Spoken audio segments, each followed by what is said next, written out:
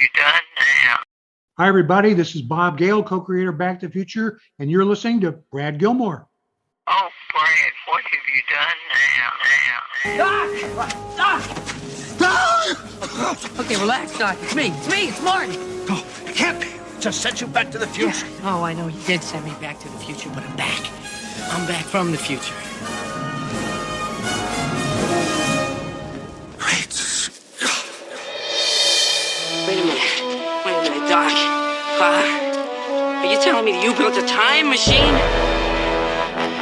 Out of a DeLorean? The way I see it, if you're gonna build a time machine into a car, why not do it with some style? Whoa, this is heavy. Hello, everybody, and welcome to Back to the Future, the podcast, the only podcast looking back in time at the greatest film trilogy of all time, Back to the Future. I'm your friend in time, Brad Gilmore, author of Back from the Future, a celebration of the greatest time travel story ever told, available in hardcover, paperback, audio CD. If you want a signed copy of the book, by the way, they're now available on theboatbradgilmore.com. That's theboatbradgilmore.com. Let me hit the jingle for y'all. Now, of course, my name is Brad Gilmore, but you might know me by another name. You might know me as... Oh my God, you're my dreamboat for sure. You're a slacker, Brad. I mean, come on. How awesome is that? Shout out to the beautiful Los Angeles audience who showered me with praise. No, for over there for the Schmodown Spectacular. That was a great event. Great event, guys. If you haven't already, go to theboatbradgilmore.com. Order a signed copy of Back from the Future, a celebration of the greatest time travel story ever told. If you're an international listener, I do work with you all on that. Speaking of books, on the last episode of the podcast, I did say I was going to give out some books, and I do have a couple of winners that I wanted to shout out. I'm going to do two today. And then on the next episode, I'll do two more. Thank you for everybody who went out there and did that. In what you had to do, if you wanted to get an autographed copy of the paperback edition of Back from the Future, all you had to do is go to the podcast page on Apple Podcasts and go write a review. We had several that came in here, and I really do appreciate everybody for rating and reviewing and all that good stuff. So here are my two winners for today. The first winner is Mr. Jamie Villarreal. Jamie Villarreal at JF Villarreal on Twitter. Hit me up in the DMs, my brother. I will get a book over to you. And the other one is Hey Zamboni Guy on Twitter. Scott Taylor. Give me shoot me a DM, and I will get a book out to you. Merry Christmas or Happy Holidays to you, whatever you're celebrating. I'm going to get those books over to you. I'll give out two more next week, so I'll give you all another 7 days to get over to the podcast page on Apple Podcast, leave a 5-star review, and I will screenshot your review and tweet it to me at Brad Gilmore, and you'll be entered into the contest to win an autographed copy of the expanded edition of Back from the Future on paperback. Today on the show, guys, I'm fresh off seeing Spider-Man, okay? And Spider-Man No Way Home, I'm not going to give any spoilers, so don't worry if you haven't seen the movie. You're probably in the minority at this point of people who haven't seen it. I'm about to go see it twice after Christmas. But I was watching the movie, and I had a couple of ideas about how this movie and Back to the Future relate. Also, I found something that I'm going to share with the Pinheads only. Something I wrote over a decade ago about Back to the Future before I did a podcast, before I had a book. So stay tuned. This is Back to the Future, the podcast. We're about to go on a ride.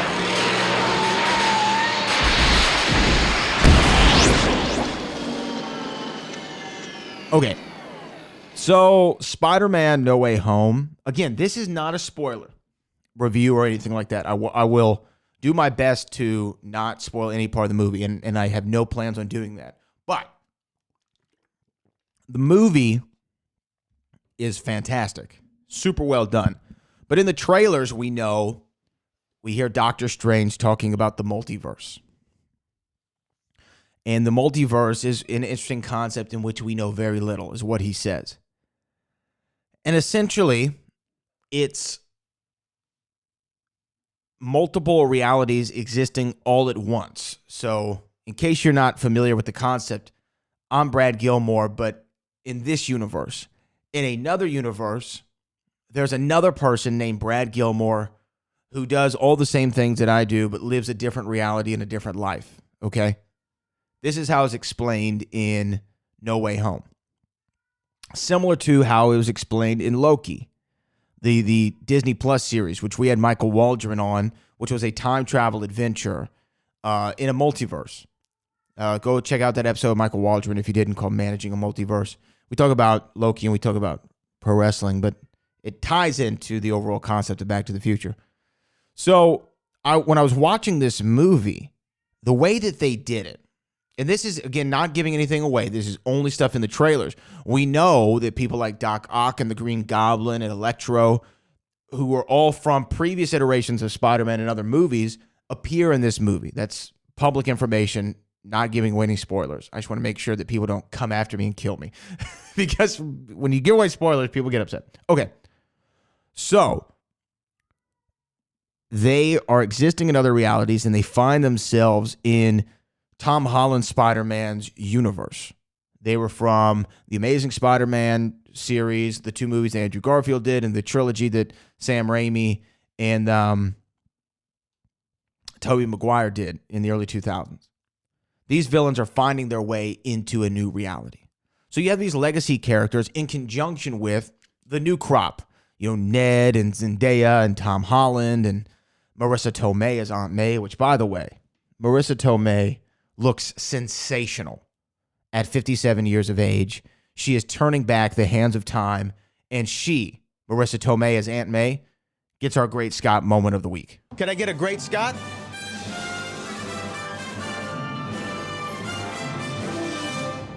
Great Scott!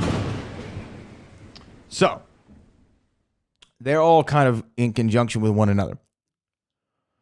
So when I started to see that and see how they excellently tied in the legacy and nostalgia of previous Spider-Mans with this new trilogy, and was able to satisfy audiences and fans of all iterations of the Spider-Man universe and the MCU, I started thinking, wow, man, if they were ever to do Back to the Future 4, which, again, Bob and Bob are on the record of not happening over their dead bodies, and y'all know my stance on it. I'm okay if they wanted to do another Back to the Future movie.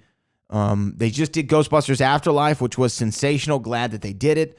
The Ghostbusters Answer the Call, not so much. But, you know, if you're a fan, you know, and you like those movies, you get more of something that you love. That's how I feel about Back to the Future. If it's great and excellent, you get more of something you love, which, by the way, I've had several dreams that they've made another Back to the Future movie, but that's not the subject of this podcast. So I started thinking, if they were to do a Back to the Future 4, the multiverse is a really interesting insight and way into that story. Because our main issues are what?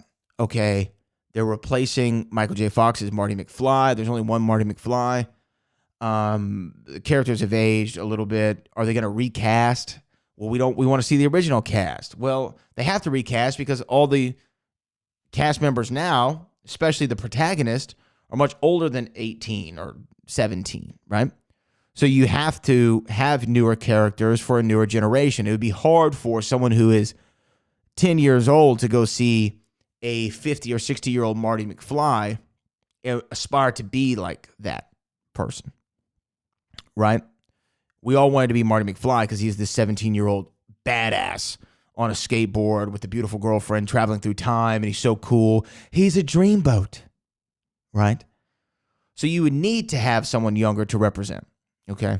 And we've talked about recasting for a Back to the Future reboot before on this show. Go check out, I think it was season 6, Recasting the Future, with Kevin Smets, where we talked for like an hour and a half about who we would cast in these roles. But anyway, you would have to have new characters. So, wouldn't it be really interesting if there's some sort of paradox that occurs with the DeLorean, right? Doc's working on it in his shop. Something after Back to the Future 3 happens to where there's a paradox, rips open the space-time continuum, and now you have a multiverse where there's another Marty McFly who appears in our universe of Marty McFly. In our Back to the Future universe, there's a 17-year-old kid who is Marty McFly from the multiverse, and he appears in front of a current day aged Michael J. Fox and Christopher Lloyd. And there's also a Doc that appears from the multiverse.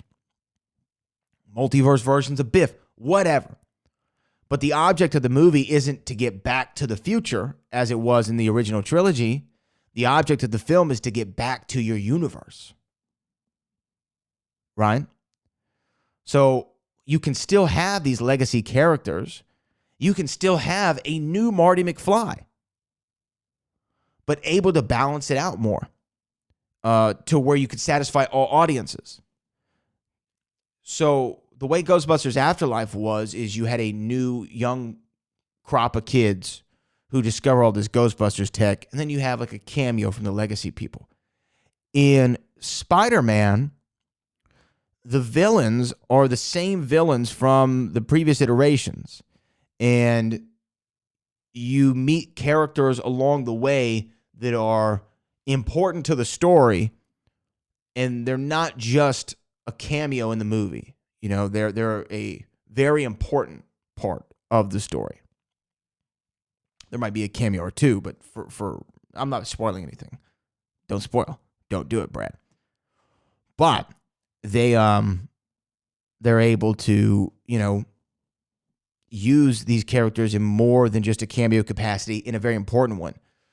So you could essentially have Marty and Doc that we know, Michael J. and Christopher Lloyd, in some sort of lab for the majority of the film. So that way, it's not labor intensive on these people. They don't have to run and gun and skateboard and, oh, great Scott, and slide off the top of a clock tower down to the things or whatever, right?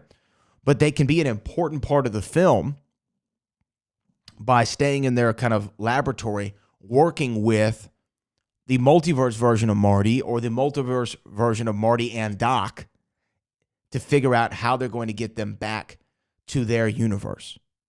I think that, look, obviously this isn't fully fleshed out. I just saw Spider-Man and this idea came to me. I'm recording this at midnight on Christmas Eve. So Merry Christmas Eve to everybody. But I think that there's something there. There's a way that you could satiate the appetite of people who want to see a Back to the Future 4 and a way to introduce new characters and new versions of characters, I should say, new actors and new versions of characters. So you say, well, he's not Marty McFly as we know. This is an alternate Marty McFly in another universe who now we've been introduced to, and we can follow the path of that Marty, okay? It's a way to introduce us to the next generation without replacing the previous generation. They're coexisting in separate universes that come together by some cosmic disturbance in the space-time continuum. Now, I look, these might be the ramblings of a madman. I don't know. But it was just interesting to me. It's really something that I think could work. And it's something I think that every future fan could get behind. I really do. I really, really do. There are things that happen in this Spider-Man movie where you could see certain characters. How do I say this without spoiling it? You could see certain main characters that we know and love from Spider-Man being spun off in their own versions of the Spider-Man story. This is really hard to explain without spoiling. Okay, guess what, guys? Look, we're almost 15 minutes into the podcast. At the 15-minute mark, I am going to go into spoilers. So, real big spoiler alert warning. I'll put it in the show notes right now. I'm going to go into spoilers at this very moment. Okay? I'm going to give you a little bit of a, what could I do? Do I have a drop that could signal you? This is, I don't really have anything that really works. So, I'm just going to hit this again. Can I get a great Scott?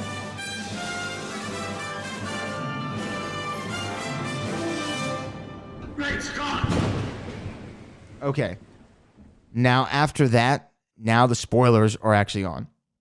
So what I mean, in Spider-Man No Way Home, there is a multiverse that opens up because of this spell that Doctor Strange cast where Spider-Man wants everyone to forget Peter Parker exists. But what happens is everyone in the multiverse who knows Peter Parker is Spider-Man ends up coming into the movie. That's how all the villains get in, okay? Then the long-rumored inclusion of legacy Spider-Mans are actually confirmed. Tobey Maguire and Andrew Garfield are in this movie, okay? And by the way, they are sensational. I cannot wait to see this movie again. But Tobey Maguire is his age that he is now. He's like a mid-40s Spider-Man. You have a late 20s Spider-Man with Andrew Garfield, and then you have the teenage Spider-Man with Tom Holland. Each of them at a different stage in their life. Each of them are Spider-Man in their own universe, but they're all inhabiting the same universe currently due to the multiversal rip, right? Why I think that this is a valid concept for a Back to the Future sequel is this. You have the OG Marty in Michael J. Fox, let's say the Tobey Maguire. You have a new Marty introduced, and maybe even two new Martys introduced. Maybe there's a female Marty. You know, they play with that idea in Loki, where there's many Lokis throughout time. One of them happens to be a female Loki. Those two, you know, Tom Hiddleston and the female Loki are like the main characters of the story. Okay. So you have like these different versions of Marty McFly, all at different points in their life. And then you can go ahead and spin those off into individual stories. So like what I'm thinking now after seeing Spider-Man is you can continue with the Tom Holland films as Spider-Man in the MCU. Then you can have this whole other universe because a mid-credit scene shows Venom, played by Tom Hardy, says, oh, I got to find this Spider-Man guy. And then because of Doctor Strange's spell, he vanishes back to his own universe. That could be the same universe as Andrew Garfield. So you can spin off, you can continue with your Tom Holland movies, but then you can spin them off and have Andrew Garfield back as Spider-Man, and now he and Tom Hardy are in The Amazing Spider-Man 3 or Venom 3, right? Fighting one another. It opens the door to all possibilities, and you're able to run multiple things at once, you know? And you're able to satisfy all fan bases because that Spider-Man movie was so utterly satisfying that I feel if you were, say, only a Tobey Maguire Spider-Man fan, I don't like Andrew Garfield, I don't like Tom Holland, but you watch this movie, you get what you want because Tobey Maguire is awesome in this movie. Sensational, right? Tobey Maguire is awesome. So you get what you want there, but then you're exposed to these other two Spider-Men who are really, really good. And I think that it satisfies you as an OG fan, and it gives you something new at the same time without being disrespectful to what came before it. It was so expertly done.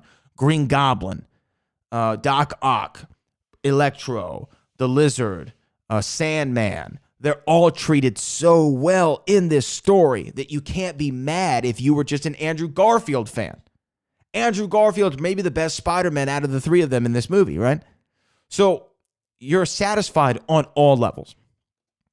So for that reason, I really think that a multiversal event that happens where you are introduced to multiple Martys or Docs or Biffs or however you want to go about the story could really, really, really work. And you could tell awesome stories right out of the comics. We have the IDW comics that Bob Gale has written. We have the blueprint for stories. I just think that there is an incredible amount of material there to work with in order to produce a Back to the Future film or series of films that everybody can get behind. That still has Leah Thompson, that still has Tom Wilson. Maybe Crispin Glover comes back, right? Elizabeth Shue or Claudia Wells. Maybe both of them are in the movie. The multiverse is open, right? There's so much stuff that you can do. You can also de-age actors if you need to. There was some de-aging in Spider-Man No Way Home, right? I mean, they did de-aging in Rogue One, which I thought was actually pretty good. Some people didn't like it. I thought it was good what they did with Carrie Fisher. So you could de-age these characters if you want to. Or you could have them like they did in Spider-Man No Way Home, where Toby is his age in his universe, Andrew's his age, and then Holland is his age. And they're all Spider-Men at different points in their life. It was insane. I'm going on and on. Tell me what you think. I think that I'm onto something here. But this isn't what I wanted to, that would mean this is what I wanted to talk about. But there is something that I planned on sharing with you all that I found that I wrote a long time ago. And it's slightly embarrassing. Like it really is. But speaking of Back to the Future 4, I found this notebook here. I'm opening the notebook. I'm flipping. Can you hear that? I'm flipping through the pages trying to find it. Okay, there it is. Okay. So, I decided, and look, I even have the date on here. This is insanity. So, obviously, this was probably the summer of my junior year. It's dated July the 26th, 2010. So I'm about to go into my senior year in high school. And this is called in my journal that I found. Because I just recently moved houses, so I'm finding a bunch of old stuff. This is called Back to the Future Part 4. I wrote an outline when I was, I guess, 17. I must have been 17 years old. For a Back to the Future 4. Okay. And this is a synopsis. So I never wrote a script, but I literally only got to where I said opening, and I never wrote anything past that. But I wrote out the characters that were going to be in the film, and I wrote a plot synopsis. So this is kind of embarrassing, but I'm about to read to you the plot synopsis that I had of Back to the Future 4, okay? I'm going to read to you first the characters and where they are currently. Or I guess I could just read there. No, I'm going to read the synopsis. You ready? So here's my plot for Back to the Future 4. And I'm going to share this with you. And here's the thing. I really want to hear from y'all. So if you have an idea from Back to the Future for a Back to the Future 4, shoot me an email at Brad. My email address is bradgilmore@can'twaitforever.com. Send me an email. I would love to hear it if you have an idea. But this is my plot, okay? It takes place 7 years after we last saw Doc and Marty. Okay, here's the plot. 7 years have gone by since the last time we saw Marty and Doc. The two have stayed close, but have followed much different paths since their time-traveling days. Doc has had a very interesting several years. He has sold off much of his lab equipment and moved into a new home with his wife, Clara, and their 3 children, Jules, Vern, and Martin. While Clara has caught up to living over 100 years in the future, there is still one thing that isn't right with her life. Doc. Doc has been serving as the Dean of Science at the University of Hill Valley, and he has given up inventing for the most part and focused on instructing and teaching the, quote, future generation. Doc spends so much time at the school, he has inadvertently neglected his kids and his wife, most notably his youngest son, Martin, whom Doc has barely spent any time with over his short 11 months on this earth. Everything seemed to be normal and mundane in both of their lives until one day, Thanksgiving Day, 1992. As the Brown family sat down at their dinner table to enjoy a feast, Doc saw his family start to disappear in front of his very eyes, seemingly vanishing from existence. A hysterical Doc calls the one person he knows can help him, Marty McFly. Since 1985, Marty's band, the Pinheads, made it big with their hit song, Power of Love. After having the greatest summer of his life, Marty's band falls victim to being yet another one-hit wonder. Since his rise and fall in the music industry, Marty has married Jennifer Parker, and the two of them are living in Hilldale, a suburb of Hill Valley. Marty has taken a position at a radio station, KHLL, working as the assistant program director, reporting to his boss, Douglas J. Needles. After receiving a frantic phone call from Doc, Marty and Doc realize their only way to fix this issue is to go back in time. But they don't know when, where, or how this could have happened. And most importantly, who could have done this? Biff Tannen has flourished in the years since 1985. He still runs his auto detailing shop in downtown Hill Valley and has stricken up a friendship with the newest resident of the town, Alexander Pendleton. Pendleton is the proprietor of Pendleton Enterprises, a microchip manufacturing company. Pendleton hasn't made any friends during his time in Hill Valley after tearing down the Lone Pine Mall to build his new factory, which many residences refer to as an eyesore. During one of his many visits to the Pendleton mansion, Biff reveals that he came about local inventor Doc Brown's JVC video camera in a box he purchased at Doc's garage sale, which contained fully detailed plans and proof of his DeLorean time machine, and that it did indeed exist at one point.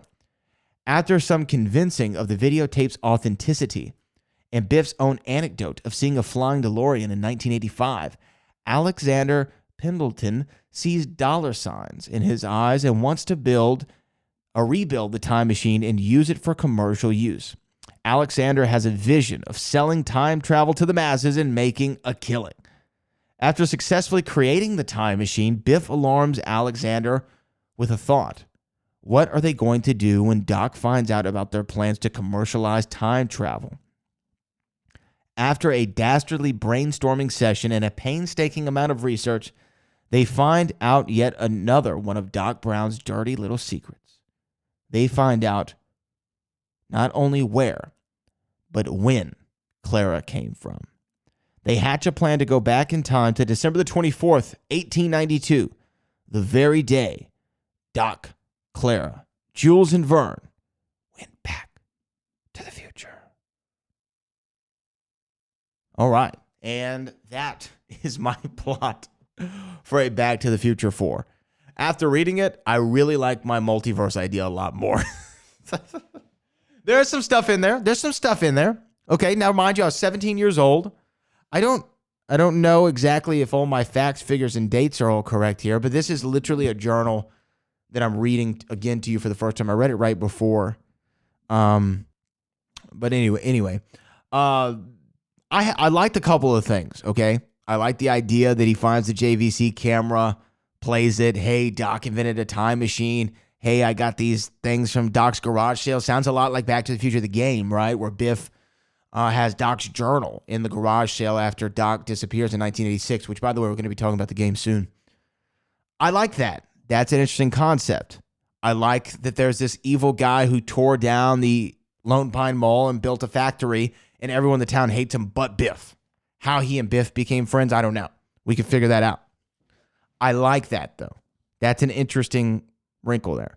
I also like that Doc's a professor at the University of Hill Valley, and that Marty was a one-hit wonder who works at a radio station called KHLL, K-Hill. There's some things in there that I like, but maybe it's because I wrote them when I was 17. So this is 12 years ago or whatever. But Back to the Future 4. I saw this article about Back to the Future 4 that I planned on reading on a future podcast, but why not right now? So these are what they say is needed. This is from Screen Rant. Okay?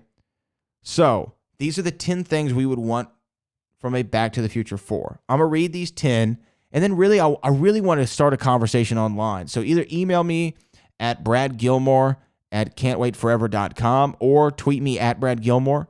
Go to my website, theboatbradgilmore.com. Get in touch with me. I'd like to hear what your thoughts are on a potential Back to the Future 4 and what your ideas would be. Here are the 10 things that Screen Rant says we would want from a Back to the Future 4. An amazing new destination. A Back to the Future movie should be focused on a sought-after location. The third movie was the first to do this with a trip back to the Old West. Who knows where the fourth film could go? Maybe a space trek could be a little far-fetched, but what about Paris, New York, New Zealand, or Hawaii? No, it's got to be in Hill Valley. So I disagree with that.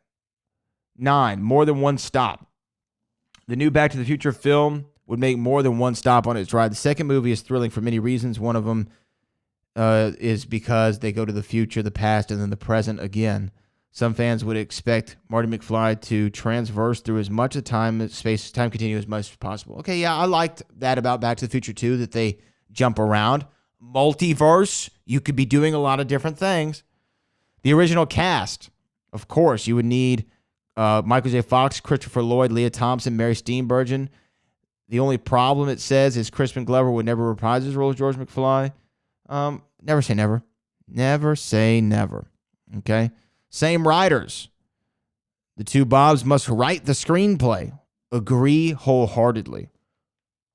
They need to be the chief screenplay writers.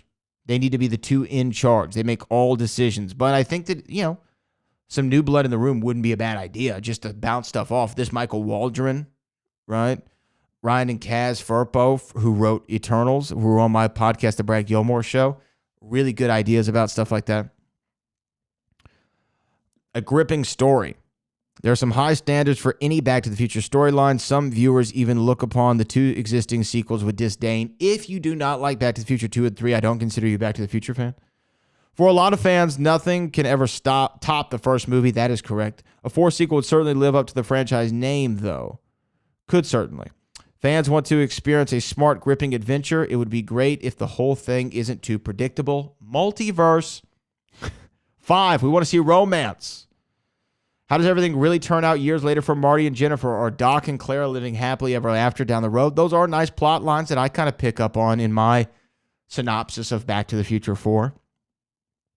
Maybe we get into Marty's kids' juicy love life. Or maybe, what am I going to say, guys? Say it with me. 3, 2, 1. Multiverse. 4, new technology. Yes. 2015 was real different than 1985's Imagining 2015. We want to see technological concoctions exist in whatever year the new film would take place. Kinds of phones, cars, computers, sneakers, hoverboards exist in the realm. We want to see, that would be really cool to see the improvements on any of that stuff, right? Like, how are they going to do more of it, right? I really would want to see that.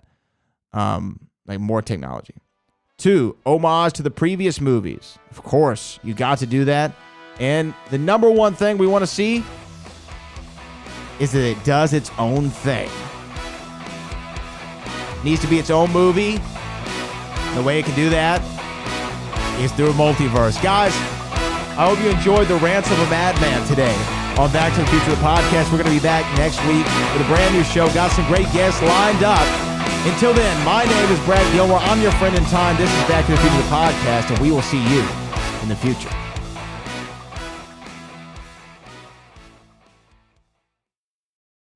Oh, Brad, what have you done now?